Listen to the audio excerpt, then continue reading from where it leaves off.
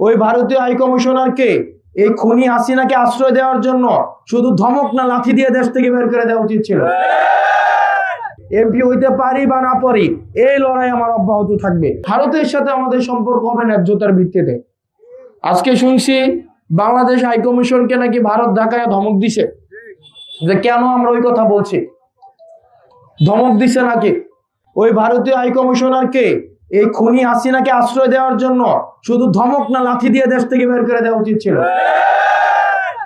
আপনি আমার দেশের সন্ত্রাসকে আপনি পেলে পুষে বড় করবেন, তাদেরকে ট্রেনিং দিবেন, তাদেরকে অর্থ দিবেন। অন্তত 30,000 আওয়ামী লীগ কর্মী আছে পাসপোর্ট এবং ভিসা ছাড়া ভারত আশ্রয় দিয়ে রাখে নাই। তো আপনি আমার দেশের সন্ত্রাস আপনি পালবেন, বাংলাদেশকে আপনি ডিস্টেবিলাইজ করবেন, আর আমি আপনার সাথে বন্ধুত্বপূর্ণ সম্পর্ক রাখবো, এত ঠেকা পড়ে নাই। এই ভারতের যে সন্ত্রাস গুলো কদিন পরে পরে আমাদের দেশে ছেড়ে দেয়, ছাড়ছে কি না? ছাড়ছে না? বাংলাদেশের সন্ত্রাস গুলো ভারত আবার পাহারা দেয়, ট্রেনিং দেয়, অর্থ দেয়, দিয়ে বাংলাদেশে কদিন পর ছাড়ে। আমাদের দেশে এসে দুষ্কর্ম করে না, তাদেরকে বারবার করে বলা হয়েছে, শুনে না। তো যেহেতু শুনে না, এখন আমাদের সন্ত্রাস যদি থেকে থাকে, তাদেরকে যদি আমরা বলি যে আপনাদের দেশের সন্ত্রাস গুলো আমরা বাংলাদেশে আশ্রয় দিয়ে টাকা পয়সা দিয়ে ট্রেনিং দিব, যদি আপনারা সেটা বন্ধ না করেন, এটা কি আমাদের অপরাধ? এটা কি আমাদের অপরাধ? সম্পর্ক হবে ন্যায্যতার ভিত্তিতে। আপনিও সন্ত্রাস ছাড়বেন না, আপনার সার্বভৌমত্ব আমরা সম্মান করব, আপনার সীমান্তের প্রতি আমাদের সম্মান থাকবে, কিন্তু শর্ত হইলো আমার সীমান্তকে আপনি কি করতে হবে? সম্মান দেখাইতে হবে। আপনি যদি দেখা মাত্রই গুলি মারা এই পলিসিতে বিশ্বাস করেন, আমি তো আপনাকে দেখা মাত্রই সালাম দেওয়া নীতিতে থাকবো না। আপনি যদি আমাকে দেখা মাত্রই গুলি করার নীতিতে থাকেন, আমিও আপনাকে গুলি না করতে পারি, অন্তত ঢিল ছুঁড়ে সেই প্রতিবাদ জানাবো কিনা? এবার দেখেন, আমাদেরকে নাটক, সিনেমা, কালচারালি বাসায় বাসায় ডিসেন্টিনা ঢুকায়া, এই ভারতীয় সংস্কৃতি ঢুকায়া আমাদেরকে এটা বুঝাইছে যে আমাদেরকে ভারতের উপরে সবসময় নির্ভর হয়ে থাকতে হবে, বুঝায় নাই? কিন্তু আমাদেরকে আত্মনির্ভর হইতে হবে। এই তরুণ প্রজন্ম আপনারা যারা আছেন, লড়াই আমাদের পূর্বের প্রজন্মরা এই লড়াই করবে না। তারা ফোনে গোপনে যোগাযোগ রাখে, উপেনে রাখে না। তার মানে তাদের আত্মা, তাদের যে সাহস, সেটা বুঝা গেছে, যায় না? কারণ তাদের হিসাব কিতাব আছে অনেক কিছু।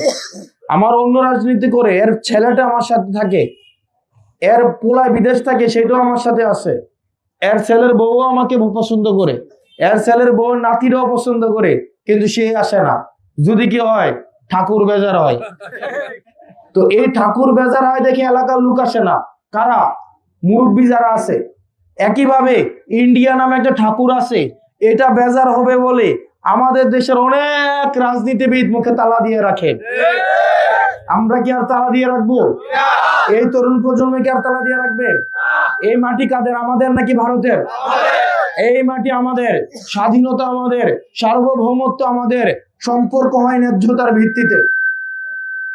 আওয়ামী লীগের সময় ভারত এবং বাংলাদেশের সম্পর্ক ছিল স্বামী এবং স্ত্রীর সম্পর্ক, ছিল কিনা? ছিল কিনা? এখন ভারত এটাকে মাইনে উঠতে পারতেছে না, যে হঠাৎ করে তাদের মুখোমুখি আমরা দাঁড়াইছি। সম্পর্ক হবে ন্যায্যতার ভিত্তিতে। আপনি আমাকে সম্মান দিবেন, আমি আপনাকে সম্মান দিব।